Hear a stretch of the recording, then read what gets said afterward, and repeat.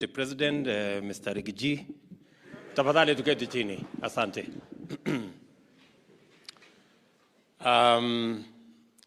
Mawaziri mulio hapa pamoja na uongozi wa Central Bank, Chairman, Governor, Deputy Governor, uongozi wa jeshi letu la polisi, Bwana IG and your deputies, Governor wetu wa Kajiado na viongozi wa Kajiado, na officers wote mliokuja hapa na wananchi, hamjambo. Kwanza mimi nataka nichukue nafasi hii niwapongeze jeshi la polisi na vile vile Central Bank of Kenya kwa sababu ya kolabo mumefanya, ndio hii facility imepatikana. Nasema pongezi sana.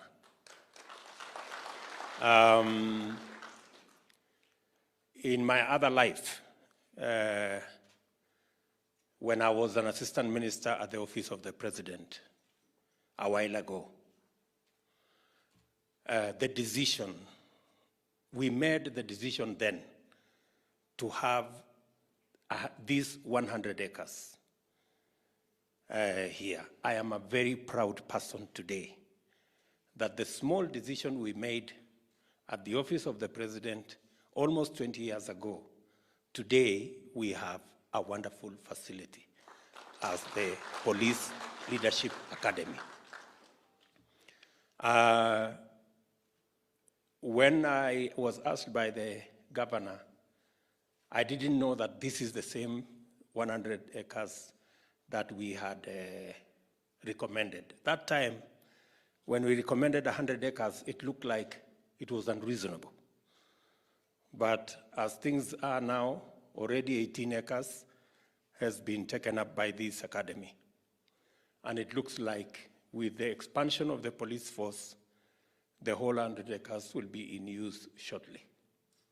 So let me commend the leadership of our police service and the leadership of Central Bank. Pongezi sana. This is the kind of relationship we want to build around government, that all institutions must be able to speak with one another, and we must be able to synergize so that we avoid the silo mentality in government. When governor spoke, he said, this is very unlikely. But now we want this not to be the exception, we want this to be the norm. That government institutions can leverage on the resources that we have, so that, as is the case in this particular case, the Central Bank has used land for the police in industrial area to build housing for officers serving in Central Bank, and in return, they have come to build this leadership facility for the police. That is the kind of collaboration, that is the kind of synergy that must be the hallmark of government, that we can work together for the benefit not of any one person or any one institution, for the greater good of the people of Kenya. So again, I think here we have an opportunity in government to avoid unnecessary siloing in government. In fact, we have instances where government institutions take each other to court because of the failure to recognize and understand that we are one government, we are serving one people, and we must be able to build the network, the understanding for us to share the resources we have, and for us to use the resources we have for the greater good of the people of Kenya, not any one institution on its own. So wale wengine, na mimi ninajua, nilikuwa Nyandarua juzi, kona moja ya serikali imepeleka kona ingine ya serikali kotini, na wamekwamisha project karibu miaka 10. Wale wote katika serikali yetu ya Kenya ambao wamepelekana kotini wajifunze kutokana na hii collaboration tumeona kati ya Central Bank na jeshi yetu ya polisi, ya kwamba tunaweza kushirikiana na tunaweza kuongea pamoja, tuweze kutumia ile resources tuko nayo kwa manufaa ya the different institutions that we serve, but also for the greater good of the government of Kenya. Secondly, I also want to commend our police force. This Leadership Institute is a very important institution as we look into a professional police service. It is our intention, and the administration that runs the government of Kenya today, it is our intention to professionalize our security sector, more specifically, our police and our prison officers. It is our intention. And we are going to work with you to make sure that men and women who serve in our police service are proud of being the men and women who look after our children, who look after our property, and who provide that service that secures our country.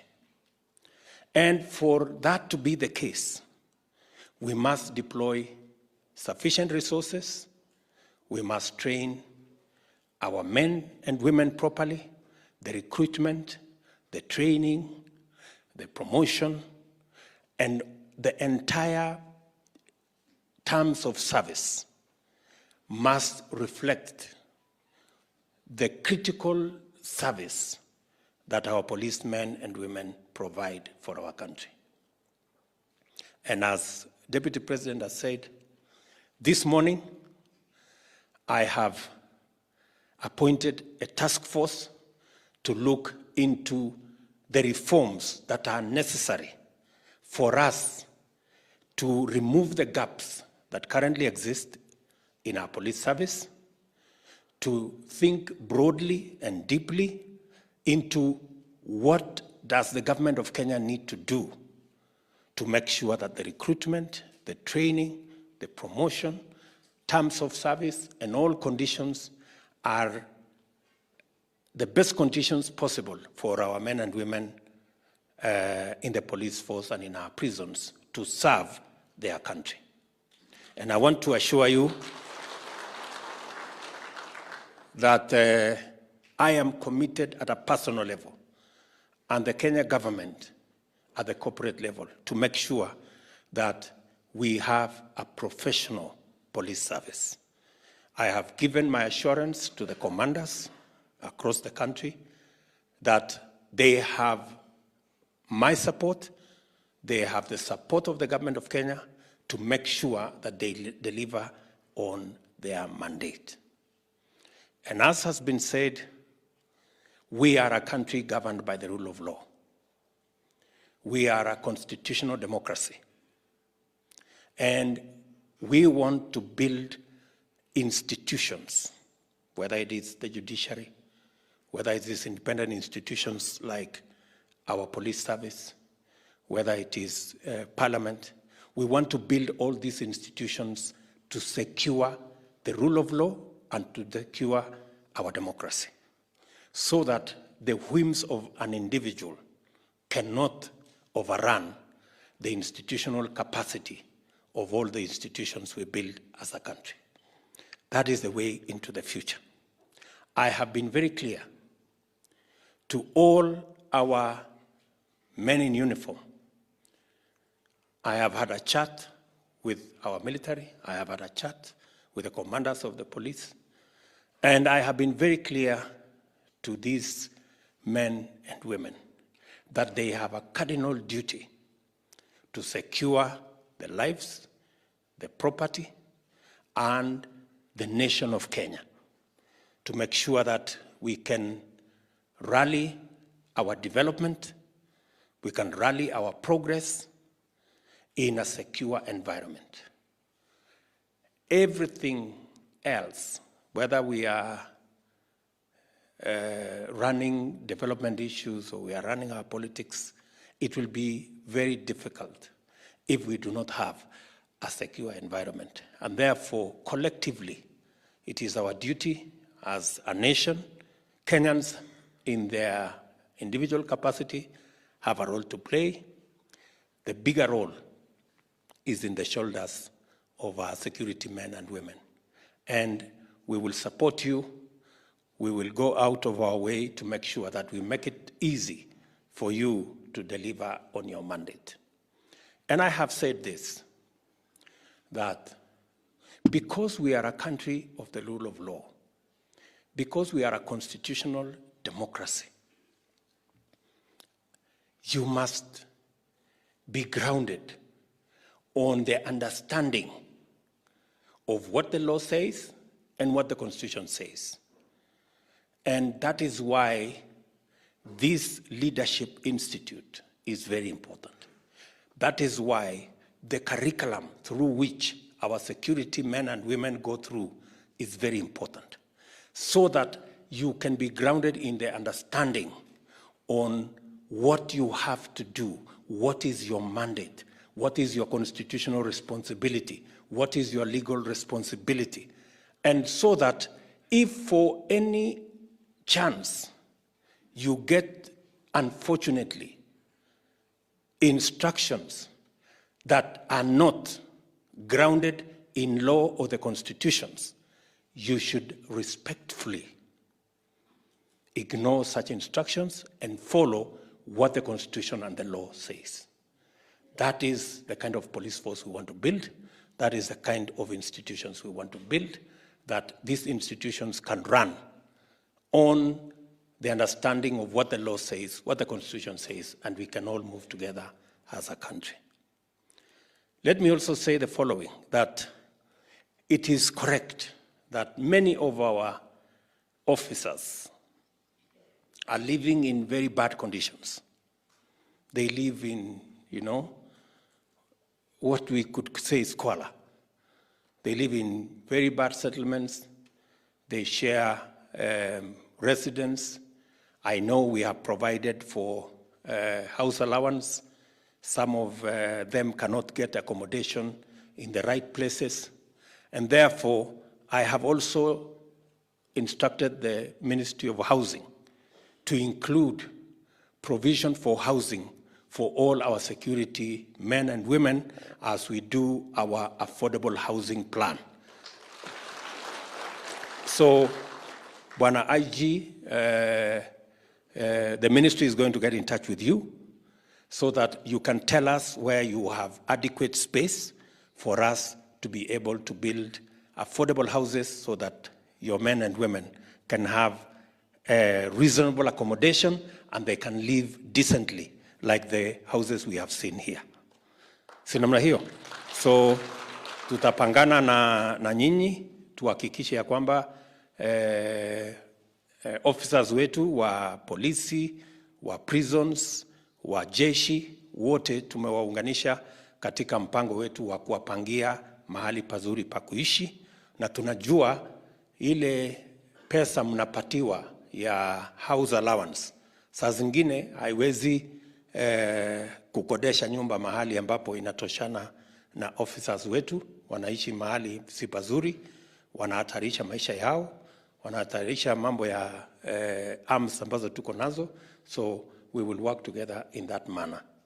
And let me also say as we go into the future that we also need to depoliticize. And we've said this with my deputy, we don't need the assistance of the police in managing our politics. Siasa sisi tuko na watu wengi wa kutusaidia na siasa. Tuko na activists wengi, tuko na lobby groups mingi, tuko na pressure group mingi, na watu wengi wa kupiga makelele. Tunataka polisi washughulike na mambo ya usalama ya Wakenya wote bila kujali ni wa mrengo gani wa kisiasa.